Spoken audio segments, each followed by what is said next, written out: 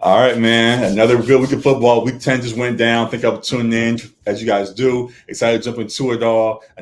A lot of fun stuff to get into. It's your boy G and Alec here at Section 300. A lot of fun stuff on the way. Continue to tune in and support us. Also follow LA Sports Report as you see here. Again, another weekly reminder to tune into them as we continue to build things up over there as well. A lot of fun stuff is on the way. We got a nice little studio in there that we'll be getting to at times. We go here, there, everywhere. We bounce around. A lot of good stuff. We provide it both here and on that page. So give them a follow. Now we jump into week 10 of the NFL. Another good weekend of football in the books. You thoroughly enjoy it all. Alex, just a first quick thought of what you saw this last weekend across the league. Yeah. ESPN released a stat. It was like Sunday's slate featured 5 games ending with winning score as time expired. Mm-hmm. So there was a lot of games that ended with like within a field goal of each other as far as the scores. There was a lot of close competitive games, not necessarily always the most beautiful football, but a lot of close games. So it was fun if you are a football fan, a fantasy football player. To watch. Very much so. I stole a dub from our boy Matt in our game this last weekend. Ironically, going to one of our truths, I was up by 20 points going into Monday night. Matt's last player was how you said what's his first name? Dalton is his name. Dalton Kincaid. Dalton Kincaid was the last guy. He's been averaging like 18 points the last at least 3 weeks. So I was like, this is for sure versus the Broncos. He's going to get 20 to get over the hump versus me. We're both 1-2 in the league. So him getting that would separate him a little bit in the race there. So I didn't really watch the game at first. I'm like, I don't really want to tune into this. I'm going to watch Kincaid the whole time. But I ended up watching it in the end. And as we saw, the Bills folded and allowed the Broncos to steal that win from them. And Dalton ended up with only, I think it was 16 instead of 20. So I had to hold on to my fantasy W there. So appreciate the Broncos for that. Also, just shocking by the Bills, which leads me right into my first truth this week. As we do, we have our truth each week, talking about what we see, our biggest takeaways from each weekend in football. We're after week 10. A lot of interesting things went down. As we just saw, as I mentioned, the Broncos and Bills played. Most recently, the Bills lost that game, which is a game many folks didn't believe what would happen until the Bills would start to get back on track, and they did not. And seeing how that continued to fold and seeing what was going on with them, we saw frustration from Trevon Diggs, expressing that for his brother, Stephon Diggs, over in Buffalo after that loss and how things went down. With that, I want to make my point directly in that I believe the Bills' championship window has already closed. I think their best chance where it was a couple years ago. There's that when they had that playoff game versus the Chiefs and came to the wire, and then they blew the last 30 seconds and allowed the Chiefs to get in range to tie that game up and go into overtime and win as it did. The following year they played against the Bengals and lost that game in the divisional round. And they've had chances where it seemed like they were on the incline and things were looking up. And now it seems like they've turned the corner and things are now going down. And they have not made the adjustments needed to get back on track. And I don't think, as currently constructed, that they will. I think that the Bills' window has closed. Just the frustration from Stephon Diggs. As we saw, this is an old picture from one of them old playoff games, but just to visualize the frustration that Diggs has had for some time with this team. There were rumblings during the offseason that he already was mad and may have already been looking to want to go somewhere else as he was mad with how things were continuing to play out. There have been rumblings all season long that he may not actually be involved as much in the offense as he should be because of things going on behind the scenes. Josh Allen has not lived up to what we thought he would be in regards to being the MVP caliber guy that we all saw. It could be the Madden curse, whatever the case may be, sure. But things have not gone as people thought it would in Buffalo. And I think, we are now witnessing the official end of the Bills could have been run that they were trying to build up there. Do you agree that the Bills championship window is closed out? Yeah, it's funny because I had a similar thought before this episode of their championship window kind of being, if not fully closed, like it's closing fast. And I think a major reason for that is the defensive injuries and how many guys have gone down, as well as them being like a little bit older as well. And then the rise in whatever frustration Diggs already had potentially. Don't know how much of that is just Trayvon being his own person and voicing his own frustration, or how much of that Stephon actually agrees with. He didn't. I don't think he really acknowledged it to this point. I mean, but it's his brother, so I mean, he didn't just from nowhere. Exactly. So don't know what degree he fully agrees with that, but I'm sure there is a semblance of frustration there because he had a low total as far as receptions and yards in that game as well against Denver, which partially, I mean, Denver's defense has been improving since that 70-point blowout against the Dolphins. Their defense has been stepping up, and they have a great corner there, like in Patrick Surtain. So a real quick note, a very weird trajectory for both of them squads after that game. That the Broncos somehow have bounced back and have been building themselves up after that game, and the Dolphins have been looking like they've been flipped since that game. Yeah. So it's been weird. Yeah. But yeah, just sticking on the Bills there. They fired their OC. So there's clearly troubles in, I wouldn't even call it paradise, but troubles in paradise there in Buffalo. And they felt the need for a drastic move such as that. So it feels like they feel like the window is tightening, if not already shut, and are seeking to make the most of what they have while they have Josh and Stephon. But it seems like they're in a competitive AFC. They're potentially going to be the odd man out right now. They sit outside the playoffs. Correct. The defensive side definitely needs to be acknowledged. As you pointed out, there's a lot of injuries there that have to be fixed. And a lot of guys are getting older and just have injury history that they're just trying to maintain throughout the season. We talk about with the Lakers, and we talk about often here, wanting to maintain pace and understanding how to make sure guys stay healthy through the end. They have the Bills, going back to them, have not been able to do so far, and have struggled to keep the top guys that could have kept their window alive on the field to actually produce that. So we'll see what they do to fix the trade deadlines passed, and most of the notable free agent type guys that could be added already picked up across the league. So we'll see what they could do within the organization to get themselves back on track in some sort of way. Then to the offensive side, again, people always do the hot take type thing, even when we present it as we do now.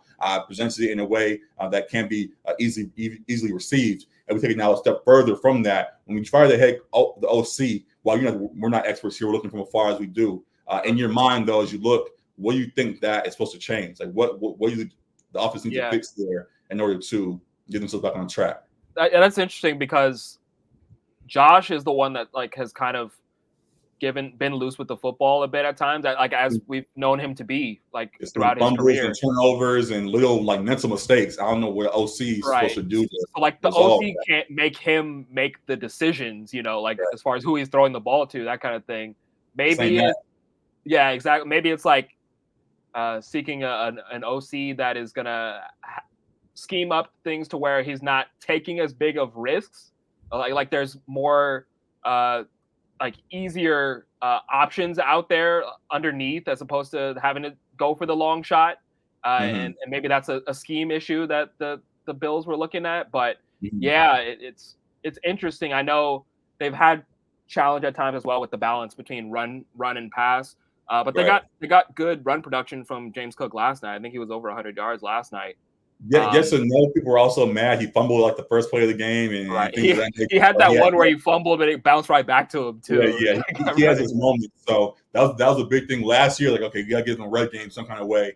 They got the run game somewhat established now with him, and they have Fournette that's in the practice squad. He keeps on tweeting stuff. I'm on my way, and don't worry, guys, will be so the run game is going to be worked out some sort of way. It appears. On the receiving side, the other thing was also establishing a second option. Yes, Kincaid in the middle of the team, like Kincaid, yeah.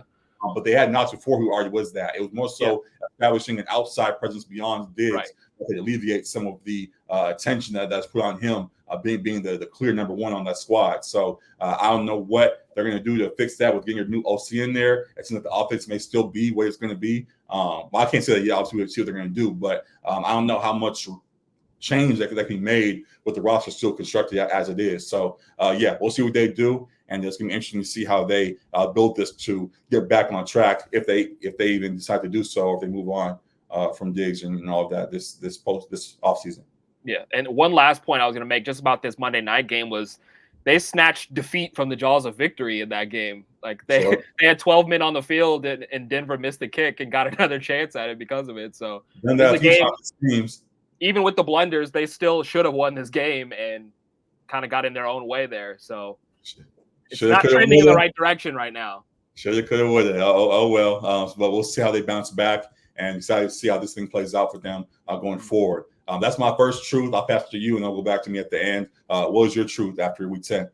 My truth. We've heard people talking about how well the AFC North has been playing. At one point, I believe last week, they had all 4 teams were in the playoffs currently with the current standings. But right now, with the Bengals having lost last week, they fall just outside of it.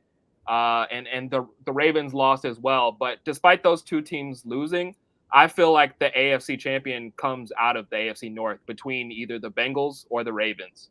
I had the Ravens ranked as my number 1 team in the power rankings last week. I'm still confident in that, despite the loss to the Browns, the close loss. I feel like they're still a bit more balanced than the Chiefs are. And I think the Chiefs would be the biggest threat to either the Bengals and the Ravens, of course. So the reigning Super Bowl champions.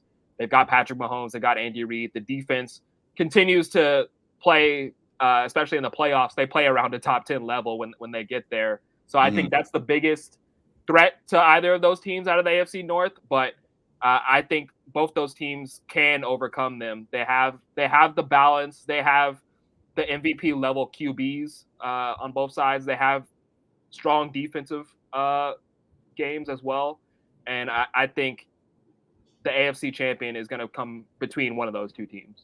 Got it. That definitely makes me happy as a Ravens fan, as we acknowledge as with my AFC squad. Definitely appreciate them. Love that I'm seeing from them for the most part. We talked about the last few weeks how we thought they were turning the corner because they had a few games where they had a blowout win versus the Lions, and then we wanted to see if they could maintain that following it. And they played good versus the Cardinals and held off the Cardinals in that game, and they had blew out the Seahawks last week. And we thought, okay, they turned the corner, and then they now are here and stamped. And we thought they could continue to roll versus the Browns, and they did for about 3.5 quarters, it seemed. Yeah. But let the Browns come back at the very end and show the victory. So because of that, it again goes back to where we were. It's like, okay, is this team going to hold on enough to stamp themselves as legit, or they're going to keep on getting in their own way? I mentioned before, one of my truths was the Ravens are their own biggest threat right now. They continue to prove that.